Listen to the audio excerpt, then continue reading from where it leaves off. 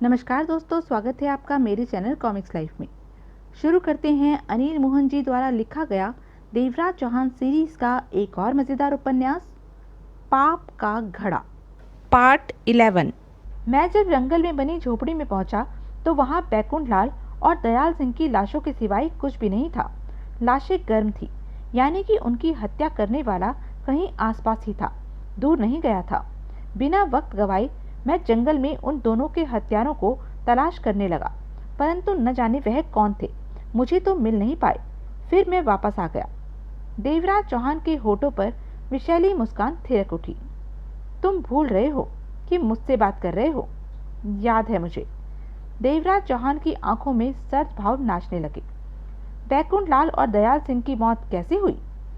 बैकुंठ लाल किसी खंजर से मरा था शायद, और दयाल सिंह रिवॉल्वर की गोली से।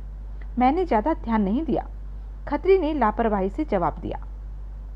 खत्री जैसा इंसान यह ध्यान न दे कि बैकुंठ लाल के सीने में धंसे खंजर का हत्ता हीरे जवाहरातों से जड़ित है और बाद में उसे निकालना भूल जाए और उन लाशों की पुलिस को खबर देना भूल जाए। देवराज चौहान एक एक शब्द चबाकर बोला, और यह भी हो सकता है कि खत्री जब करोड़ों के जेवरात पास में हो तो उन्हें ठिकाने लगाने में इंसान इतना व्यस्त हो जाता है कि इन छोटी मोटी बातों का ध्यान नहीं रहता। अगर मैंने गलत कहा है तो कह दो। रंजन गुप्ता ने जेब में से खंजर निकाला और सामने मौजूद टेबल पर रख दिया। खंजर के हत्थे में जड़े हीरे जवाहरातों से जगमग सी किरणें निकलकर कमरे में फैल गई। पहचाना इस खंजर को खत्री? रंजन गुप्ता व्यंग से बोला। खत्री के मस्तिष्क में खतरे की घंटी घनघना उठी। पल भर में ही उसकी समझ में आ गया कि वह बहुत बड़ी गलती कर बैठा। हीरे पन्नों जड़ित खंजर वहां छोड़ना, इतने घंटे गायब रहना और पुलिस को बैकुंठ लाल और दयाल सिंह की लाशों के बारे में इत्तला न करना ही उसकी सारी बातें झुठला रहा था। करोड़ों के जवाहरातों को ठिकाने लगाने के चक्कर में वह सब कुछ भूल बैठा था। अब जवाब में क्या कहते हो खत्री? देवराज चौहान गुर्राया। सफाई के लिए तुम्हारे पास कहने को कुछ भी नहीं है। सीधी तरह हमारे हवाले राजा के जेवरात कर दो। हम तुमसे वायदा करते हैं कि थोड़ा बहुत तुम्हें अवश्य देंगे। अगर हमारे कहे अनुसार नहीं चले तो बहुत बुरी मौत हासिल होगी तुम्हें। खत्री समझ गया कि अब इन लोगों को कहानियां गढ़कर बांधा नहीं जा सकता, लेकिन वह हाथ में आए करोड़ों के जेवरातों को भी निकलने नहीं देना चाहता था। यह हरामी ऐसे नहीं बताएगा। रंजन गुप्ता भेड़िए की मानिंद गुर्राते हुए उठ खड़ा हुआ। उसकी आंखों में एकाएक खून उतर आया। वह दरिंदा सा लगने लगा था। देवराज चौहान के साथ देखकर यह बात तो समझ में आ गई कि वॉल्ट का भीतरी अलार्म तुमने बंद किया था। खत्री एकाएक कह उठा। मुझे पहले ही इस बात का शक। काम की बात कर खत्री। देवराज चौहान खूनी जानवर सा नजर आने लगा। राजा के जेवरात कहाँ हैं? हमारे पास ज्यादा वक्त नहीं है। अगर जेवरातों से ज्यादा ही प्यार है तो यह तुम्हारी जिंदगी की आखिरी रात है। बोलो, जवाब देते हो या? खत्री ने कंधों को झटका दिया और गहरी सांस लेकर बोला, ठीक है, इस वक्त बाजी तुम लोगों के हाथ में है। मैं तुम दोनों से टकराने की हिम्मत नहीं रखता। सच्ची बात अब मुझे बतानी ही पड़ेगी। गंभीर स्वर में कहते हुए खत्री ने सिगरेट सुलगा ली। दरअसल यह किस्सा अस्पताल से तब शुरू होता है जब तुम जगमोहन को छुड़ाने आए। जब जगमोहन भाग रहा था उस समय सोहन लाल ने मुझे गन से कवर कर लिया। इसी कारण मैं जगमोहन को भागने से नहीं रोक सका। उधर सोहन लाल गन के दबाव में मुझे कार में बिठाकर चल पड़ा। कुछ घंटे कार को यूं ही सड़क पर दौड़ाता रहा। इत्तेफाक से तब हम उसी जंगल के किनारे से निकल रहे थे कि जंगल के कुछ ही भीतर हमें गोली चलने की आवाज़ सुनाई दी। आवाज़ सुनते ही सोहन लाल ने कार रुकवा ली और कहने लगा कि भीतर चलकर माजरा देखते हैं।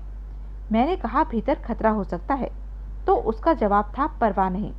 दरअसल उसे अपनी गन पर भरोसा था जो उसने हाथ में थाम रखी थी।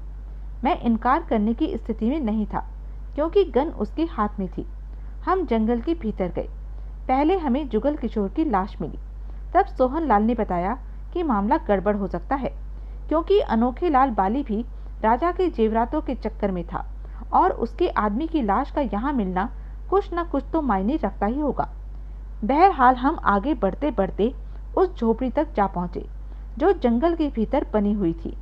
वहां पर हमने बैकुंठ लाल और दयाल सिंह की लाशें देखी, जो आपसी लड़ाई में एक दूसरे के हाथों मारे गए थे, और उनकी लाशों के पास ही करोड़ों के राजा के जेवरात बिखरे पड़े थे। कहते कहते राजीव खत्री ठिठका और सुलगती सिगरेट से कश लिया। देवराज चौहान और गुप्ता की पैनी निगाहें उस पर टिकी थी। राजीव खत्री ने पुनः कहना शुरू किया, राजा के जेवरातों को सामने पाकर मैं तो ठगा सा रह गया, क्योंकि मैंने तो कभी सोचा भी नहीं था कि इतनी सरलता और इत्तेफाक से वॉल से लूटे जेवरातों तक पहुंच जाऊंगा। उधर सोहन लाल तो उन जेवरातों को देखते ही पागल हो उठा। गन की नोक पर मुझे झोपड़ी के एक कोने में बिठा दिया और गहनों के करीब ही पड़े खाली थैले में जल्दी से गहने भर लिए। उसके बाद मुझे 10 तरह की धमकियां देकर करोड़ों के गहनों से भरे थैले को लेकर झोपड़ी से निकलकर अंधकार से भरे जंगल में खो गया। लेकिन मैं सोहन लाल को इस तरह जेवरात सहित जाने नहीं देना चाहता था। मैं उसके पीछे भागा। उसने गन से 2-4 बार मुझ पर फायर भी किए। कोई गोली मुझे न लगी। उसके पास गन थी और मैं खाली हाथ था। बस इसी कारण वह हाथ से निकल गया। जंगल में भटकता मैं उसे ढूंढता रहा। फिर सोचा कहीं वह जंगल से बाहर न निकल गया हो। मैं जल्दी से जंगल के बाहर खड़ी कार में बैठा और कार को सड़क पर दौड़ाता हुआ सोहन लाल की तलाश करता रहा, लेकिन वह हाथ नहीं लगा। अब थक हार कर फ्लैट पर वापस लौटा। मेरा इरादा यहीं से अपने चीफ को फोन करके जंगल में पड़ी तीनों लाशों और सारे हादसे की सूचना देने का था। खत्री खामोश हो गया। देवराज चौहान और गुप्ता की निगाहें आपस में मिली। जब सोहन लाल फरार हुआ तो उसी समय तुमने पुलिस को या अपने विभाग को खबर क्यों न दी? देवराज चौहान के होठ भींच गए। तब मेरा सारा ध्यान सोहन लाल को ढूंढने पर लगा था। इस तरफ सोच ही नहीं पाया मैं। खत्री ने अफसोस भरे लहजे में कहा, अगर सोहन लाल रात भर शहर में रह गया तो दिन निकलने के पश्चात वह शहर से बाहर न निकल सकेगा। शहर से बाहर निकलने के सारे रास्तों को पुलिस सील कर देगी। देर सवेर में वह पकड़ा ही जाएगा। देवराज चौहान ने रंजन गुप्ता को देखा। तुम्हारा क्या ख्याल है? ठीक बोलता ही है। मुझे तो साला बकवास करता लग रहा है, लेकिन ठीक कहता भी हो सकता है। देवराज चौहान के होठ भिजे हुए थे, क्योंकि सोहन लाल के बारे में आखिरी खबर हमें यही मिली कि अस्पताल के बाहर गन पर उसने इसे कवर कर रखा था। परंतु उसके बाद सोहन लाल की कोई खबर नहीं मिली। लेकिन इस बात की क्या गारंटी है कि यह सच कह रहा है? कोई गारंटी नहीं गुप्ता, लेकिन सोहन लाल छिप नहीं सकेगा। देर सवेर में वह पुलिस के या हमारे हत्थे चढ़ेगा, तब सच्चाई सामने आ जाएगी। देवराज चौहान ने खतरनाक अंदाज में खतरी को देखा। अगर तेरी बात में जरा भी झूठ शामिल हुआ तो तेरे टुकड़े यह देवराज चौहान करेगा खत्री साहब, इस बात को याद रखना। कहने के साथ ही देवराज चौहान उठ खड़ा हुआ। जा रहे हो? गुप्ता ने हैरानी से देवराज चौहान को देखा। इसे छोड़कर जा रहे हो? हाँ, यह कहीं नहीं जाने वाला। हम देखते हैं इसने जो कहा है वह सच है या झूठ। देवराज चौहान ने खूनी स्वर में कहा। अगर जरूरत समझी तो इससे फिर मुलाकात करने आएंगे, और वह मुलाकात आखिरी होगी। उसके बाद खत्री इस दुनिया में नहीं रहेगा। आओ, हमारे पास वक्त कम है। सोहन लाल को ढूंढना है। रंजन गुप्ता जाने से पहले खत्री का इंतजाम करके ही जाना चाहता था, परंतु देवराज चौहान की बात काटने का दम भी उसमें नहीं था। फिलहाल उसने नैया को बहाव के सहारे ही बहने दिया। देवराज चौहान और रंजन गुप्ता विदा लेकर चले गए। राजीव खत्री को अपना गला फंसा सा महसूस होने लगा। सोहन लाल के न मिलने या मिलने पर असलियत सामने आनी ही थी कि उसने भी राजा के आधे देवरातों पर हाथ मार लिया है। यह बात आम होते ही उसके लिए चारों तरफ खतरा ही खतरा पैदा हो जाता। एक तो कानून ने उसे नहीं छोड़ना था, और कानून से पहले ही देवराज चौहान ने उसे खल्लास कर डालना था। अब उसे जल्दी ही कुछ करना था, वरना मौत रूपी दोधारी तलवार कभी भी उसका काम तमाम कर सकती थी। खत्री ने सिगरेट को ऐश ट्रे में डाला और जल्दी से फोन की तरफ बढ़ गया। उसके होठ सख्ती से भिज चुके थे। आंखों में तीव्र चमक लहरा रही थी। उसके मस्तिष्क में खुद को बचाने का सुरक्षित प्लान आ चुका था।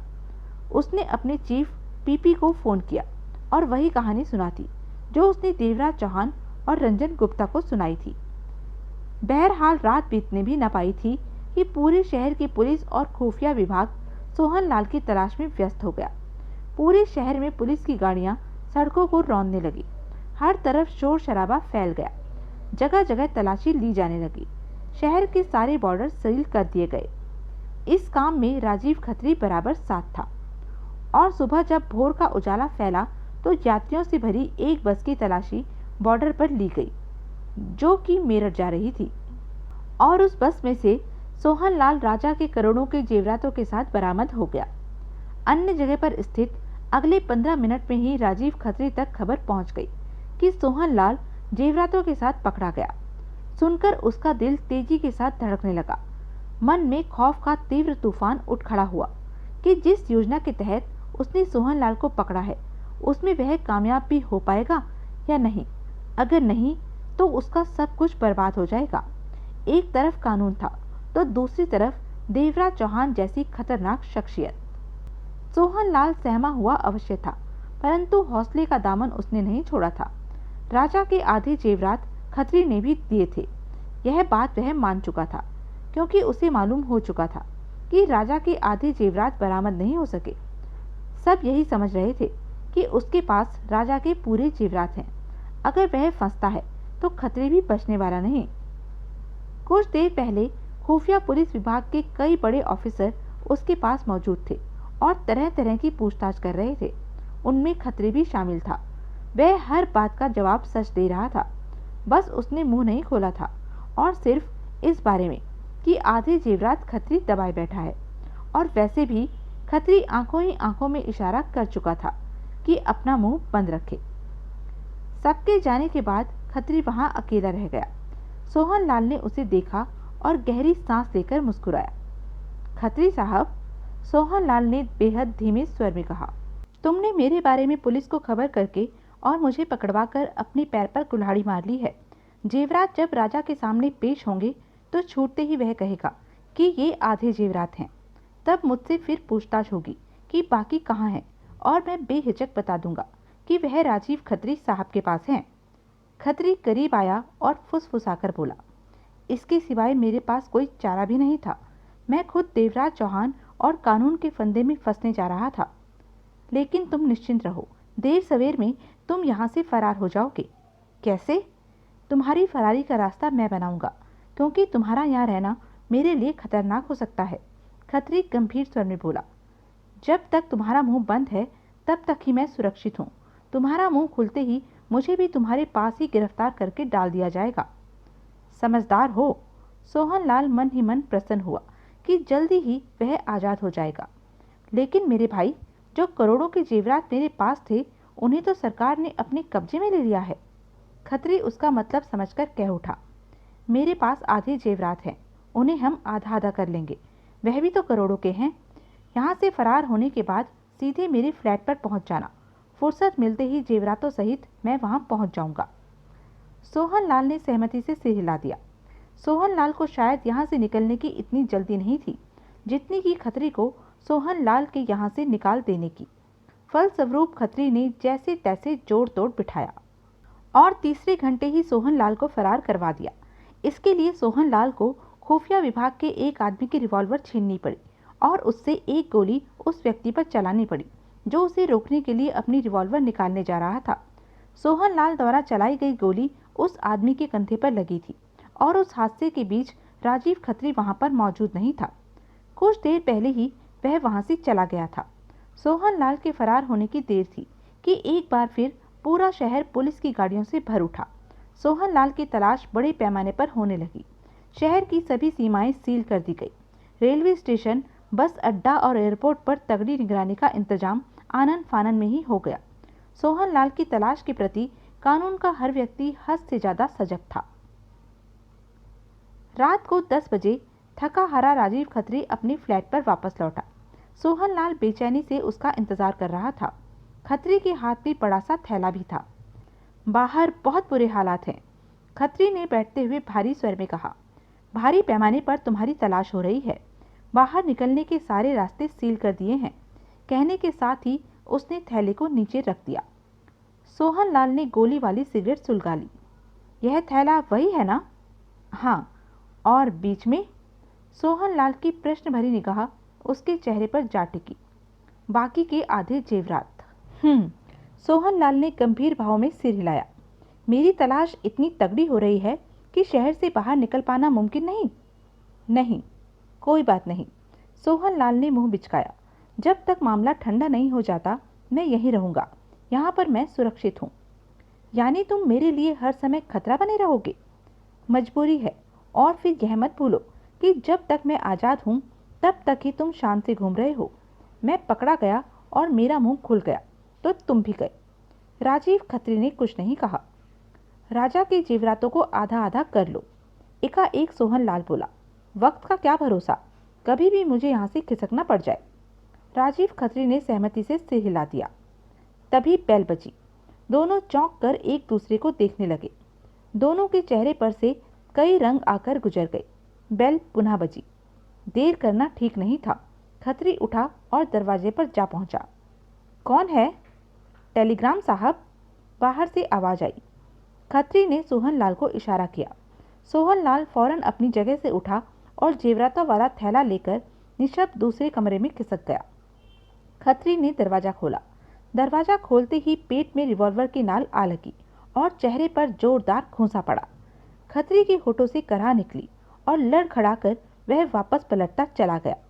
अगले ही पल संभल कर देखा। दरवाजे के बीच अनोखे लाल बाली खड़ा था। स्याह रंग, काला चेहरा। उसका हाथ एक कान में पड़ी सोने की बाली से छेड़छाड़ कर रहा था। होठों पर कमीनेपन से भरी मुस्कुराहट फैली हुई थी। हाथ में रिवॉल्वर। उसके भीतर आते ही पीछे खड़े दो आदमी हाथ में गने थामे अंदर आए और दाएं बाएं फैल गए। राजीव खत्री कई पलों के लिए हक्का पक्का रह गया था। मुझे पहचानता है? बाली खरखराकर हंसा। हाँ, तेरी को तो मैं बहुत पुराना जानता हूँ, खत्री ने संभल कर कहा। यहाँ क्यों आया है और इस तरह आने का मतलब? जवाब में अनोखे लाल बाली ठहाका लगाकर हंस पड़ा। दाल तो तुमने ठीक तरह गलाई, परंतु खाना किस्मत में नहीं तो भूखा रहना ही पड़ेगा, बाली ने ठहाका रोक कर कहा। खेल तो तुमने बहुत ही खूबसूरती के साथ खेला सरकारी आदमी। किस खूबसूरती के साथ सबको बेवकूफ़ बनाया। सोहनलाल के कंधे पर बंदूक रखकर इस तरह चलाई कि सबको बेहोश कर दिया। मैं भी बेहोश हो गया था, लेकिन मेरे आदमियों की निगाहों में अचानक ही सोहनलाल आ गया, जो तुम्हारे फ्लैट में घुस रहा था। यह खबर मिलते ही मेरी बेहोशी खत्म हुई और मैं फौरन होश में आ गया। एक पल में ही समझ गया कि सोहनलाल को गिरफ्तार कराना फिर उसे फरार करवाना तुम्हारी योजना का हिस्सा था। परंतु एक बात समझ में नहीं आ रही थी कि यह सारा काम तुमने क्यों किया, क्योंकि सोहनलाल राजा के जेवरातों सहित गिरफ्तार हुआ था। फिर तुम्हारी दिलचस्पी की वजह क्या थी? और यह वजह तब समझ में आई जब तुम आए और तुम्हारे हाथ में थैला था। कहाँ है वह थैला? मेरे ख्याल में उसमें राजा के जेवरात होने चाहिए, और सोहनलाल जिन जेवरातों के साथ गिरफ्तार हुआ था वह पूरे नहीं हो सकते, आधे ही होंगे। राजीव खत्री बुत सा बना बाली को देखता रह गया। अनोखे लाल बाली ने कमरे में चारों तरफ निगाह दौड़ाई। वह थैला कहाँ है जिसके साथ तुम कुछ देर पहले भीतर आए थे? खत्री को समझते देर न लगी कि खेल खत्म हो गया है। बाकी के आधे जेवरातों पर अब बाली का कब्जा होने जा रहा था। उसके साथ गन थामे दो व्यक्ति थे और उसका मुकाबला नहीं किया जा सकता था। खत्री के पास कुछ भी कहने लायक बचा नहीं था। बहरहाल फिर भी कुछ कह पाता। तभी दरवाजे पर शोर हुआ और तीन आदमी गनों की नोक पर सोहनलाल को लिए भीतर आए। खत्री ठगा सा रह गया। उसे समझते देर न लगी कि मामला भांपकर सोहनलाल जेवरातों वाले थैले सहित फरार होने की कोशिश में होगा, कि बाहर बिखरे बाली के आदमियों से अनजान रह गया होगा और पकड़ा गया। बाली साहब, एक ने जेवरातों वाला थैला आगे रखते हुए कहा। यह फ्लैट की पिछली खिड़की खोलकर खिसक जाने की तैयारी में था, साथ में थैला भी लिए हुए था। जवाब में बाली वहशी ठहाका लगा उठा। पकड़ा गया ना सोहनलाल? तूने तो सोचा होगा अकेला आया हूँ, लेकिन तू जानता नहीं, जहाँ से प्राप्ति की आशा होती है वहाँ मैं बारात बैंड बाजा लेकर जाता हूँ। कहने के साथ ही बाली ने हाथ में पकड़ी रिवॉल्वर जेब में डाली और जल्दी से नीचे पड़े थैले को खोला। हीरों की जगमगाहट से थैले में झांकता उसका चेहरा जगमगा उठा। बाली की आंखों में ऐसी खुशी से भरी खतरनाक चमक उभरी कि दो पल के लिए उसका चेहरा दरिंदे से मेल खाने लगा था। अगले ही क्षण उसने थैले का मुंह बंद किया और उसे हाथ में उठा लिया। फिर दोनों पर कहर से भरी निगाह मारी। खत्री के होठ बिल्कुल चिपके हुए थे। उसे ऐसा लग रहा था जैसे बर्बाद हो गया है, और सोहन लाल की तो सिट्टी पिट्टी गुम थी। अच्छा दोस्तों, मेरा काम खत्म, अब मैं चलता हूँ, बाली ने विषैले स्वर में कहा। अगर तुम दोनों में से किसी ने इस बात को खोला कि राजा के आधे जेवरात मेरे पास हैं, तो फिर मुझे भी देवराज चौहान को बताना पड़ेगा कि खत्री ने तुम्हें बेवकूफ़ बनाया और सोहन लाल की गिरफ्तारी और फरारी तुम्हारा नाटक था। बाली यह शब्द खत्री से कह रहा था, और तुम्हारे विभाग को भी सब कुछ पता चल जाएगा, फिर तुम बचोगे नहीं। तुम्हें कैसे पता कि देवराज चौहान? हर वह आदमी मेरी निगाह में था जो राजा के जेवरातों के चक्कर में था। तुम तब से मेरी निगाह में थे जब सोहन लाल तुम्हें अस्पताल से अपनी गन के दम पर लेकर गया था। मेरे खास आदमी मेरे इशारे पर तेजी से काम कर रहे थे। दयाल सिंह और जुगल किशोर की दगाबाजी मैं कब का जान चुका था। इंतजार तो मुझे इस बात का था कि राजा के जेवरात उनके कब्जे में आ जाएं, फिर उन कुत्तों की हड्डियां तोड़ता। बहरहाल कल रात जब तुम अपने फ्लैट में आए, देवराज चौहान से जो बातें हुई उन्हें मेरे आदमी ने सुना था। और सोहन लाल, तू तू तो अब किसी भी काबिल नहीं रहा। न तो देवराज चौहान के सामने जा सकता है और ना ही पुलिस के। तेरे लिए इकलौता रास्ता बचा है, किसी भी तरह सदा के लिए इस शहर को छोड़ दे, कहकर बाली व्यंग भरी हंसी हंस पड़ा। खत्री और सोहन लाल के होठों पर ताला लग चुका था। अनोखे लाल बाली ने इशारा किया और पलटकर बाहर निकल गया। उसके साथ ही उसके आदमी भी बाहर निकलते चले गए। राजीव खत्री सोहन लाल को देखता और सोहन लाल खत्री को। वह लुट पिट चुके थे, कहने को उनके पास कुछ भी नहीं बचा था। इस समय तो उन्हें इतना ही था कि अपनी जान बच जाए, यही बहुत है। राजीव खत्री सच कह रहा था, देवराज चौहान ने गंभीर स्वर में कहा। सोहन लाल पकड़ा गया था। उसके पास से राजा के करोड़ों के जेवरात बरामद हुए थे। तब वह मेरठ खिसक जाने के लिए बस में सवार था। रंजन गुप्ता दांत किटकिटाकर रह गया। सोहन लाल के पकड़े जाने से राजा के जेवरात हमारे हाथों से निकल गए। हे भगवान! जगमोहन घायल अवस्था में बेड पर पड़ा अफसोस भरे लहजे में कह उठा।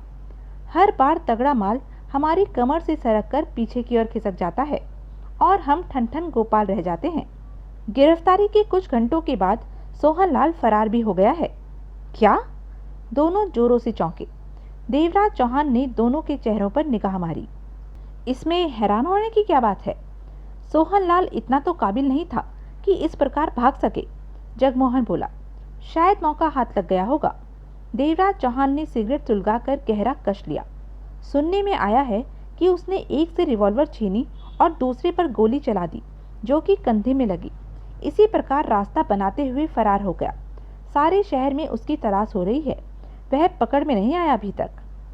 कई पलों की खामोशी के पश्चात रंजन गुप्ता बोला, हम लोगों के साथ बहुत बुरा हुआ।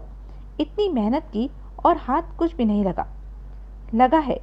एकाएक जगमोहन बोला। क्या? गुप्ता के होठों से निकला। वह खंजर जिससे बैकुंठ लाल मरा था। खंजर तो दिखाना। रंजन गुप्ता ने खंजर निकालकर जगमोहन को थमा दिया। घायल जगमोहन बेड पर अधलेटा सा था।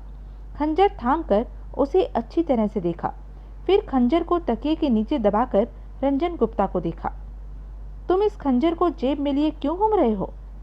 इस पर तुम्हारा कोई हक नहीं।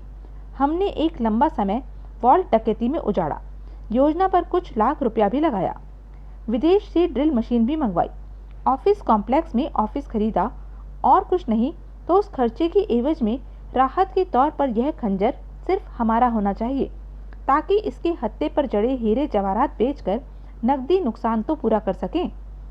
रंजन गुप्ता के चेहरे पर उखड़ेपन के भाव आ गए। रख लो, इतना भुनभुनाने की क्या आवश्यकता है? देवराज चौहान ने मुस्कुराकर मुंह दूसरी तरफ फेर लिया। फिर वहां छाई खामोशी को तोड़ते हुए उसने जगमोहन से कहा, सारा खेल खत्म हो चुका है, कुछ भी बाकी नहीं रहा। तुम अपनी सेहत का ख्याल रखो। जब चलने लायक हो जाओगे तो यहाँ से कहीं और चलेंगे। कुछ समय के लिए इस शहर से निकल जाना ही बेहतर होगा। एकाएक जगमोहन दांत किटकिटा उठा। बैकुंठ लाल के कारण हमें आज यह दिन देखना पड़ रहा है। वह गद्दारी न करता तो सब ठीक रहता। जिंदा होता अब और करोड़ का मालिक बना बैठा होता और हम भी करोड़ों की दौलत में डुबकियां लगा रहे होते। उसके लालच के कारण हमारे पल्ले फूटी कौड़ी भी ना आ सकी। फूटी कौड़ी? देवराज चौहान ने व्यंग भरी निगाहों से उसे देखा।